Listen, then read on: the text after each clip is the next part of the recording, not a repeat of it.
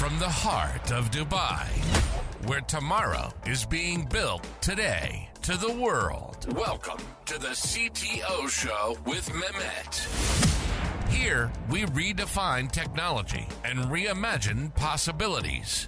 With Mehmet, delve into the riveting realms of AI, cybersecurity, and digital technology. Experience the thrilling highs and lows of startups. Immerse yourself in the spirit of entrepreneurship and witness the future of business innovation being written in real time. Now, without further ado, let's tune in and explore the future. Welcome back to a new episode of the CTO Show with Mehmet. Today, I'm very pleased to have with me, a professor who is specialized in entrepreneurship and startups. I have with me today, Mike Moyer. Mike, thank you very much for being on the show today. Can you just tell us a bit more about yourself and what you are up to? Sure. I live in the Chicago area, just north of Chicago, and I'm an adjunct professor of entrepreneurship at Northwestern University, which is in Evanston, Illinois. There I teach principles of entrepreneurship, marketing for entrepreneurs. I taught a new branding class this quarter. And aside from that, I operate a couple of companies. One's a technology company where I do software as a service, and the other is a camping gear company. And I do sporting goods, things like that. And I basically spent my career kind of going from real job to startup job to real job to startup job. Eventually, about 10 years ago, I disconnected myself from that cycle and just do random startup jobs. Great. Welcome again to the show, Mike. I want to start with, the book you wrote, Slicing Pie, right? And I know it's considered a valuable resource for every startup founder, who's getting some co-founders with him and splitting equity in their startups. Can you discuss some of the most common mistakes new entrepreneurs make when dealing with this issue specifically, and how you came up with the slicing pie model? Sure. One of the things that I noticed early on in my career is that there was sort of a false sense of value created when a startup was made. So you create a startup, and then all of a sudden you think it's worth millions of dollars. And so if I give you 10% of it, then I just gave you $100,000 for doing nothing. So I feel very generous to doing that. So when I dole out chunks of equity at the outset of a venture, before any work is done, I'm doing what's called a fixed split. When I give you 50%, for instance, I'm assuming that you're going to do half the work going forward, or half the value is going to be created by you, or whatever else. I'm assuming future events, and we can't predict the future.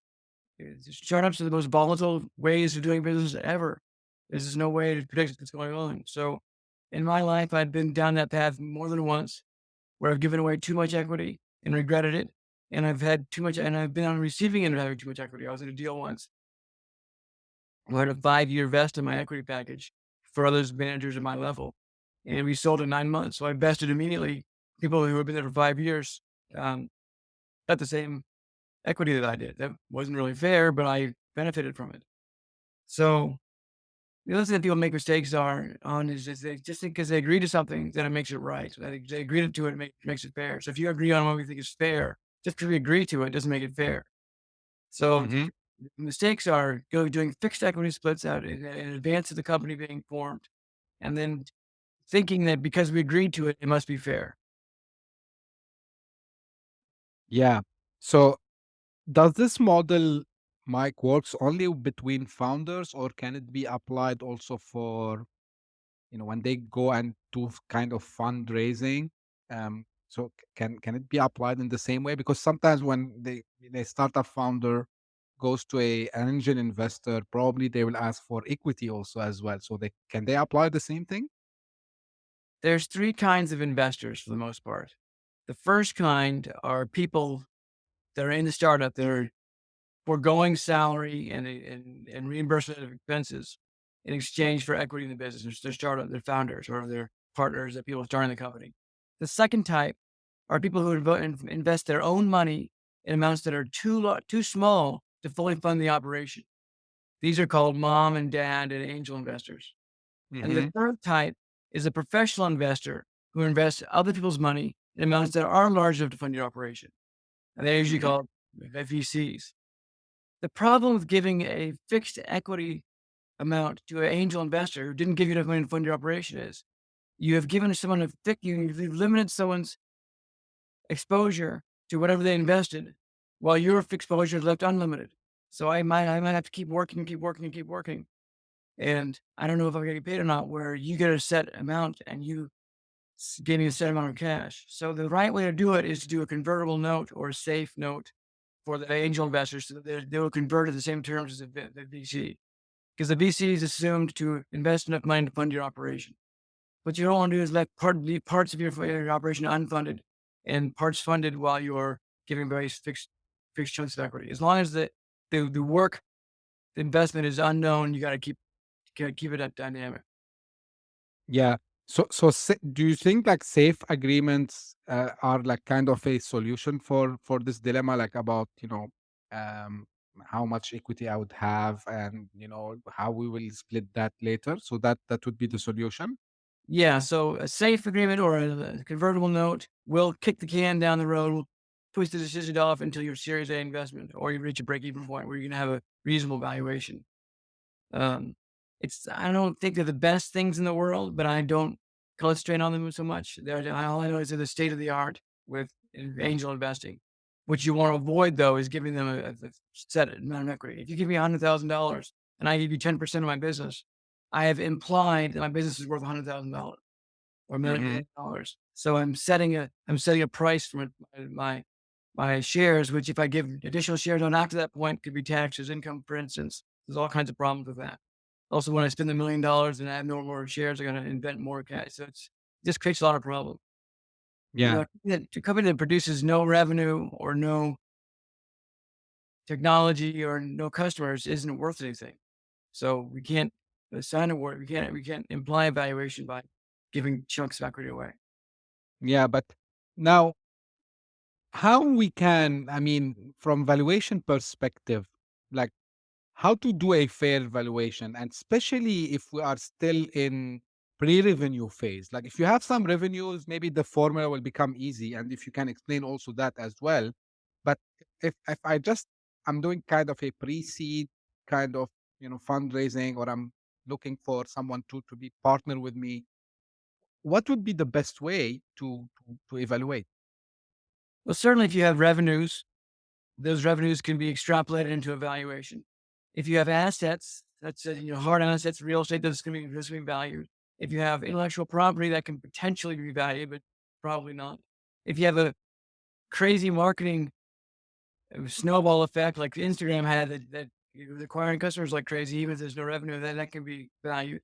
But if your Hmm. company just starting and just producing expenses, not producing income, then it's worth zero. People need to understand their companies are worth nothing, and you can't divide zero by anything. So if I can give you 1,000,000 shares in my worthless company and I take 1,000 shares, I've given us the same amount of value. And you might feel wealthier than me because you have 1,000,000 shares, but for the most part, it's worth nothing. So what Slicing Pie does is it allows you to divide up zero in a meaningful way. Once your Hmm. company has a valuation through after VC or break even, then you can divide up the company based on the dollar amount. So if the VC buys in $1 per share, it's $1 per share, and that's a reasonable amount that you're willing to be taxed on it because there's a negotiable price. But in the startup phase, concept idea stage through break even or through Series A, most companies are worth zero and should be comfortable with that. We just need a mechanism for dividing up zero. Yeah. Do you think like founders, they kind have some egos when it comes to that? Oh yeah, I can remember thinking, I'm a paper millionaire. I'm so rich. It's good. I did a deal with an angel investor that under certain circumstances I would be worth millions of dollars in my first ventures. And so I know how cool that was. I went to try to start up in Seattle, and my equity package shot up to over $1 million. And when I sold it, it was worthless. So there's this idea that we are creating value through our thoughts. Yeah. I think that this is a good idea. I think I have an idea, so it must be worth millions of dollars because I thought of it. I have an idea for a single polarity magnet that can produce endless energy. That's a fantastic idea. Now I got to go and Yeah. engineer it and patent it and build it and produce it and distribute it and market it. And, you know, so our ideas our thoughts are not worth anything. Our Hmm. action can be worth something, but maybe not anything. So we got to get over ourselves to not say that what we're implementing is what we're implementing. One thing that's an important aspect of slicing pie is the understanding what a fair market value is. In business, unlike anywhere else in life, everything is quantifiable in terms of dollars and cents. We can value determine the fair market value of anything. This mouse has a fair market value. This little cup has a fair market value. This pen has a fair market value. Your time has a fair market. Everything has a fair market value. I'm not magically worth more because I have deep thoughts. I'm not Yeah. magically worth more because I invited you to my team. It's only worth what it's worth. Right. And I think we need, as you mentioned, clear metrics to get this valuation. So it's either number of sign-ups, users, which could be later becoming revenue, or if they started to sell. So we need some number there, right? We need metrics to basically put Yeah, valuation. you can't value thin air. You can't value thoughts. Yeah. Yeah. Um, like you've been part of wide range of industries, like yourself, like from outdoor clothing to luxury wine. How does this broad experience influence your approach when investing yourself in early stage ventures? Well, you're right. I've been in too many jobs. I've been in RV chassis to buying wine to senior living communities to camping gear to vacuum cleaners. What I notice about these industries is every industry thinks they're unique. They all Hmm. think have unique problems and they need unique solutions. They're all exactly the same. What's most surprising to me when someone says that is they've been in the industry for 20 years. How do they know they're unique? They don't know that they're unique. I can tell that you're not unique because I've been in all kinds of different industries. People just want to figure out how to market their products. They Yeah. buy inputs, they put them towards a product idea, and they try to sell it. They're all business is the same, like, pretty much always. Um, so what I look for are people who are focused on generating revenue and focused on production of their product and less on thinking and less on big, huge concepts. Because if you can produce your product and get out the door, that's the biggest problem. I think a lot of startups spend a lot of time trying to build out their ideas before they start selling them.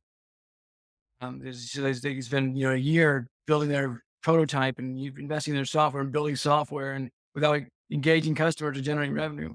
I think you should get to revenue as fast as you possibly can. Yeah. One thing that people often overlook is marketing. People say, "Oh, the marketing guys don't have any job until the software is done." Well, that's not true. It should be the opposite. The software guys don't have any job to do until the marketing guys are done. Once there's demand for the software or the product, then go build it. Don't build it first before you do it. So it's important that people can see that the marketing is the most important thing. I always tell people, go out and do a blog and social media to see if you can generate interest in your product idea. If you can't, then don't build it. Yeah. Yeah. And also yourself, you started many companies in such diverse sectors, such as product development, marketing technology, and online portals. Like, what inspired you to do all these startups, Mike? So my inspiration comes from whatever shiny and new that day.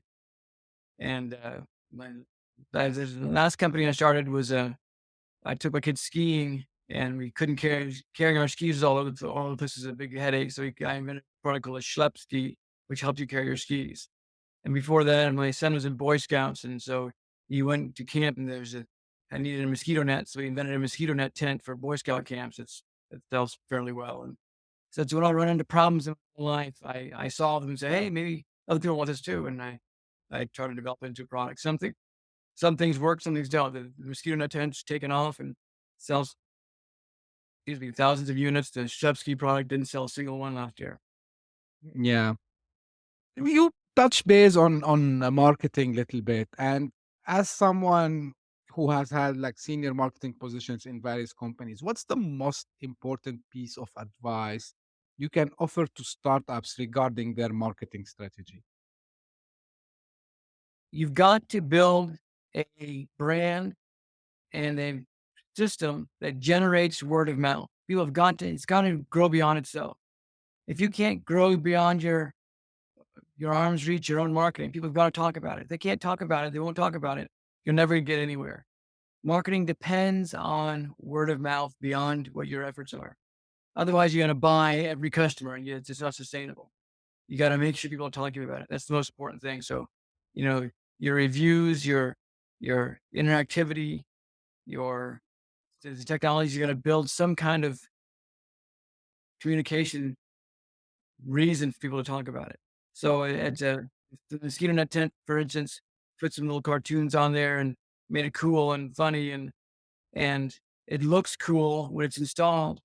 And so if one kid at camp has them, they all have to get them because they're all talking about them. So now 5 years ago, when nobody had them, now everyone at the camp has them. And if you don't have them, you're left out.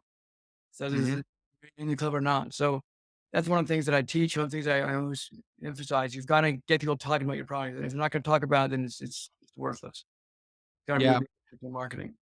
And does that apply? I mean, the same thing between a B2B and B2C? Is there any specific, you know, because, like in B2B, usually this referral thing is not something common. What's your take on that? Well, I don't think about it as referrals so much. Just think about it as something worth talking about. Mm-hmm. Uh, so I don't really worry too much about B2B or B2C. They're just people doing stuff, people buying stuff. And Mm-hmm. if you make a product worth talking about, um, then it's going to work. It's a lot of times it's about adding some personality to the product. Uh, Mm-hmm. and it's just instead of making it boring.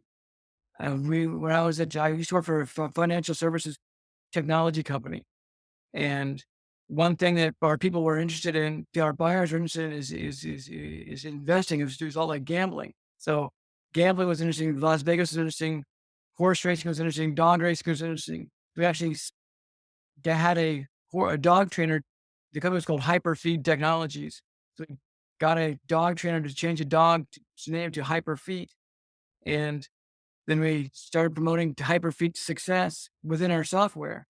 And that was really remarkable. Here we have a boring trading technology that every once in a while a Hyperfeed update will update.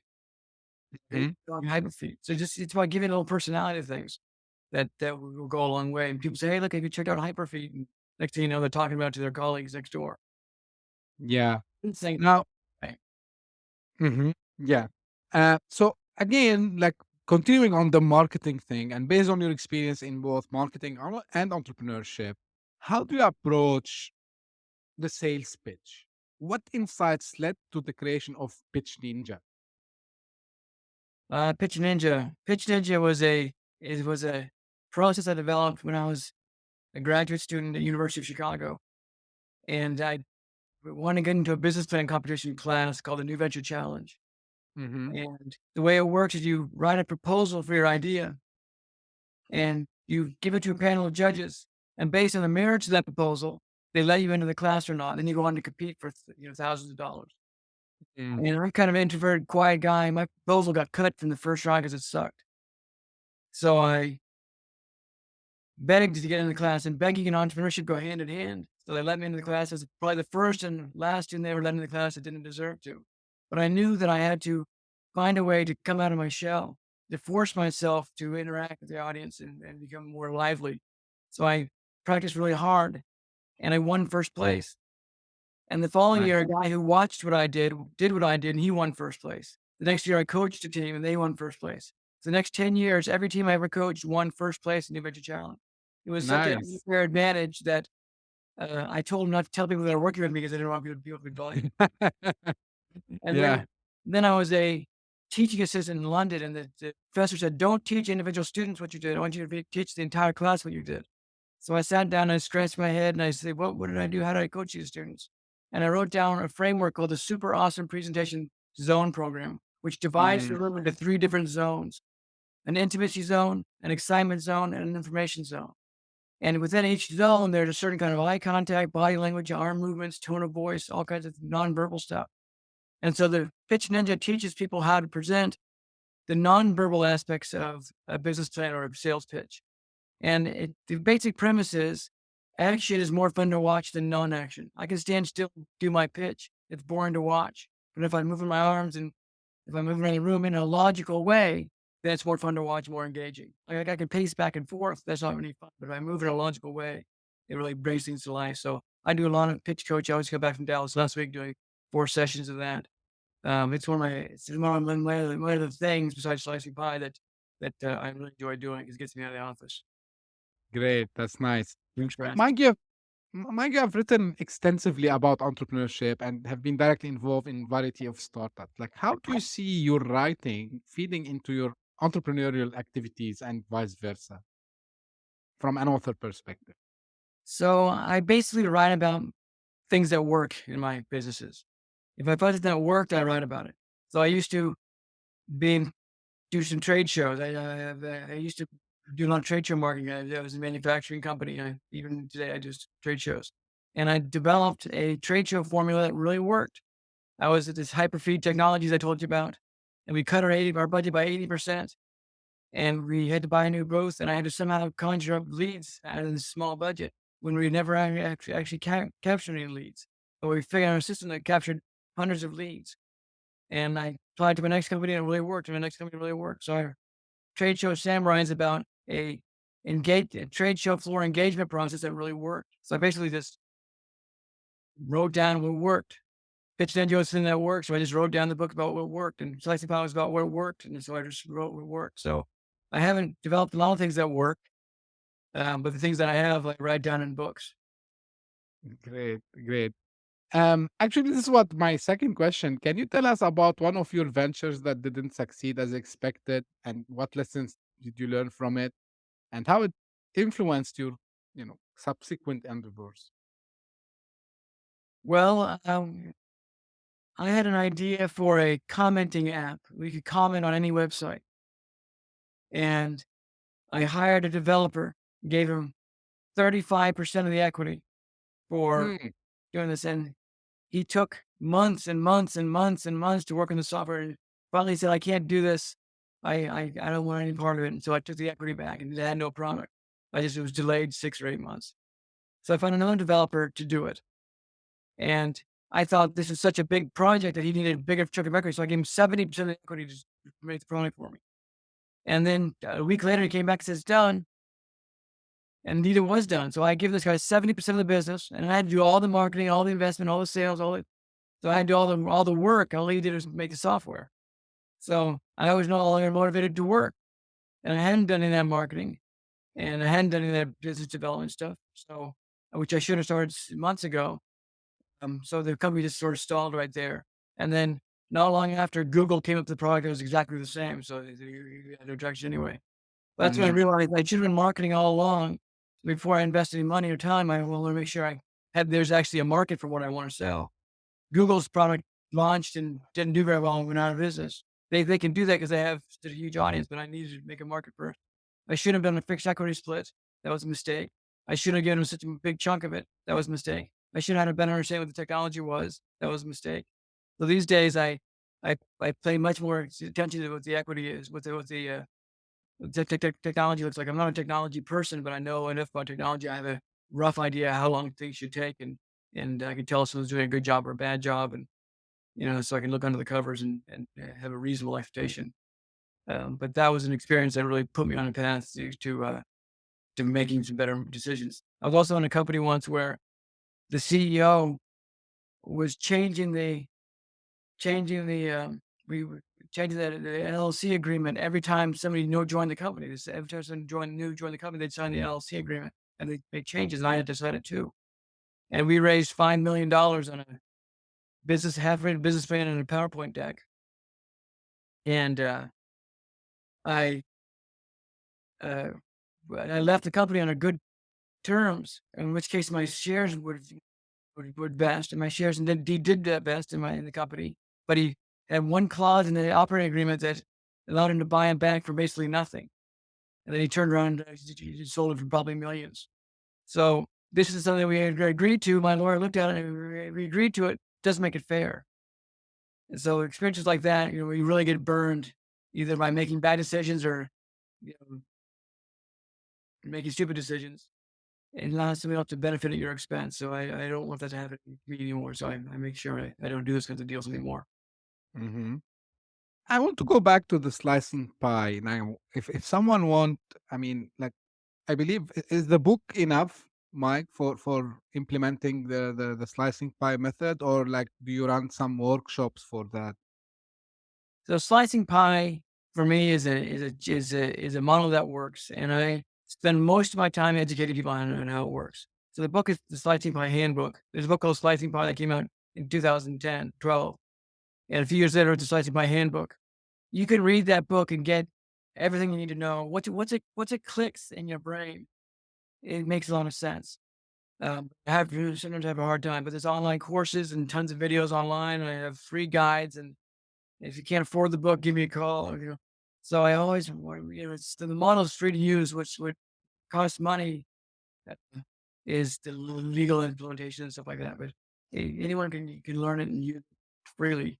That's they want to learn exactly how things work. Like for instance, we're talking about uh, certain types of payments and different types of how you pay people. There's all things you got to kind of think about and learn through. So I help people walk through the process. But the book is a good place to start, and you could do the whole thing with just the book.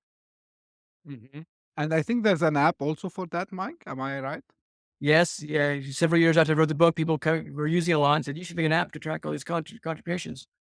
In Slicey Hmm. Pie, you have to track your contributions. You track your time and your expenses, just like in every company. You track your time and expenses. Every company that works. But startups typically don't track these things because they're not spending money, so they don't keep track of them. They just buy stuff and.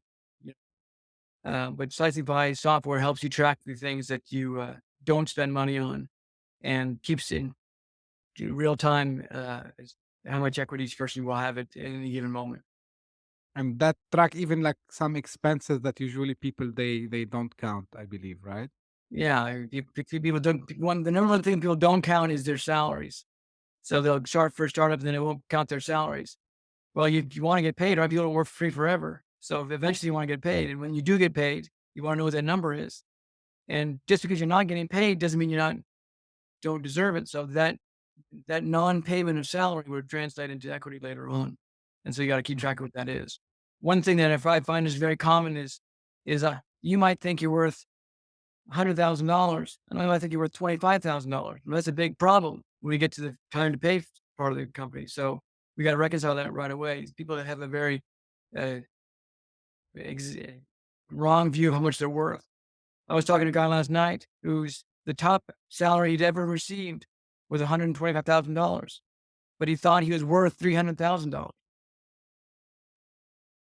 There's no Mm. such the fair market value for you is probably closer to 125, not 300,000. Just because you think you're worth that doesn't mean you are that. He's like, "Well, but I'm pulling a team together. It's my idea." It's like, "That's great." But clearly nobody in the world wants to pay you more than $125,000. Yep. Yeah. So that's your fair market value. It's not a bad thing. You can still do well with that. It just, not worth that much. Another person thought she was worth $500,000 a year. She was in her business for 3 years. I said, "Do you realize you spent 1.5 million dollars an unpaid salary, trying to figure out how to make $1.5 million in salary? If you're really Yeah. worth $500,000 a year, you should have gone a lot faster than that." Yeah. Um Now the question that maybe it's a traditional question, but I like to hear different opinions on it. When is it good idea to bootstrap the business versus going and raising funds from your perspective with all your experience you have? You bootstrap as long as you can, no matter what the business is. You bootstrap as long as you can, and you build as much value during that bootstrap time as you possibly can. And Slicing Pie gives you a mechanism for doing that over long term. The only reason you would raise outside funds and use equity is if you had a fear, no matter if you thought it wasn't going to work. Equity means I don't think this is going to work, so I'm going to distribute my risk. If you knew it was going to work, then you just take debt out. You just take loans out. If I knew my business was going to work, I'd mortgage my house and sell my cars and drain my kids' college savings, and I'd put it all in. But because I think there might be a chance it won't work, I want to spread my risk out. So do as much bootstrapping as you can till you know it's going to work. Or just you have a good feel for whether it's going to work or not. And then once you know it's going to work or not, then you can spread your risk out appropriately. But, Hmm. go out and race to raise money, and it makes them kind of stupid. I told you earlier I raised $5 million in a half-written business plan and a PowerPoint deck. That was too much money. We raised too much money.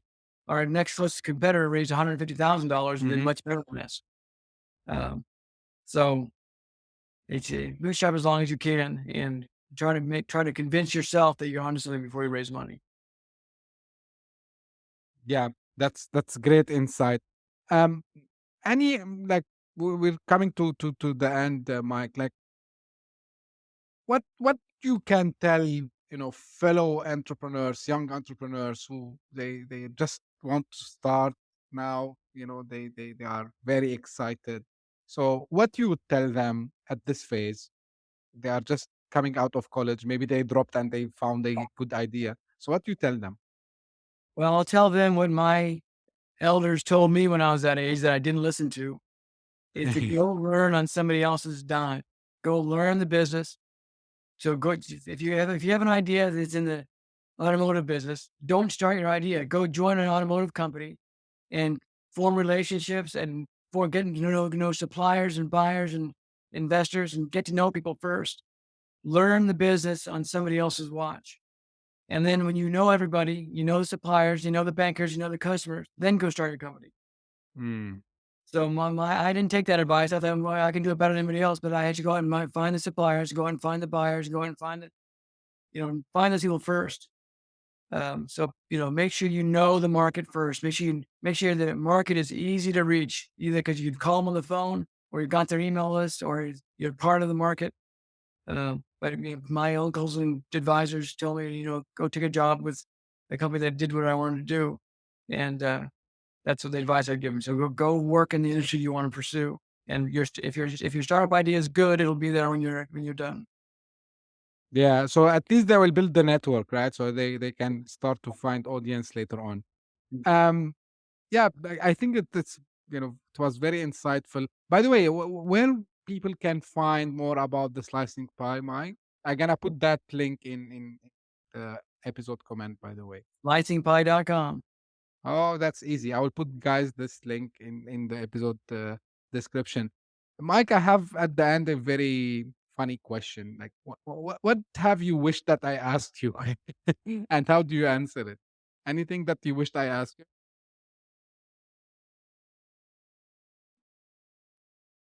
I wish you'd asked me how Slicing Pie has changed the world. Yes, please. So, in the 10 years since I published the first Slicing Pie white paper, I started getting some interest on it. And then I wrote up the first book about slicing pie. And I've written other books before. And I told my wife, I said, this seems like it's going to be a thing. It's not just an idea. It's not just a tactic. It's a thing that could make a difference in people's lives. And since then, I've had probably 30 or 40,000 startups use slicing pie. It's been used all over the world. It's been translated in all different languages.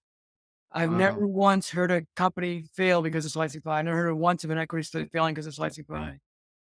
And it sets people free in terms of how to manage their equity and partnerships, and gives immense clarity to what that problem is to solve. So if you're facing a startup company and you're struggling with how to divide up equity, Slicing Pie will give you the complete, honest, fair answer, and it's really been amazing to watch it.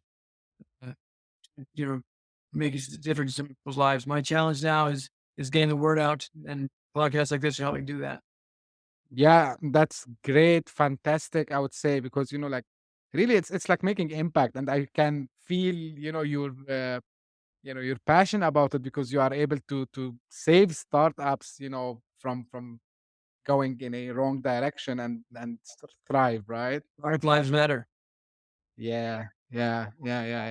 That's great, Mike. Actually, it's just for the sake for the audience, whether you are watching this or you are listening to this. So we are planning in the future like to have a separate workshop for the slicing pie with Mike. So stay tuned for this. We will announce it. I will put it on my social media very soon, and also you'll hear about it. Um, you know, through through the podcast also as well. So stay tuned for that. Mike, well, thank you very much for being on the show today. I really enjoyed the discussion. Tons of experience you have. And I'm sure that everyone, I advise you to go and read the Slicing Pie, guys. Like it's a method which is really, when Mike told me about it, it was like first what's this one? And when he, you know, tried to explain to me, and I got it immediately. It's really something mind blowing for someone who's just starting up. So you'll save your money. You will get more insight about how you can manage the finances of your company and your startup, I would say. Well, as usual, if you have any question for me or for Mike, you can reach out to me. And Mike, I will put his social media handles, like the LinkedIn profile. I'll put the link for the Slicing Pie also as well. If you have questions for us about this episode, you can reach out to me or to Mike. And if you have feedback about the show in general, you can also reach out to me. As usual, I say by email, LinkedIn, or Twitter. And if you want to be guest also like Mike today, you can also reach out to me. I would be more than happy to discuss this. We can arrange, settle a time and a date, and then we can do a recording similar to this one. And as usual, we will meet in the next episode. Thank you very much and see you soon. Bye bye. Thanks for having me. Hit that subscribe button, share the show with your tech-savvy friends and fellow entrepreneurs, and leave us a review on your favorite podcast app. Your support means the world to us.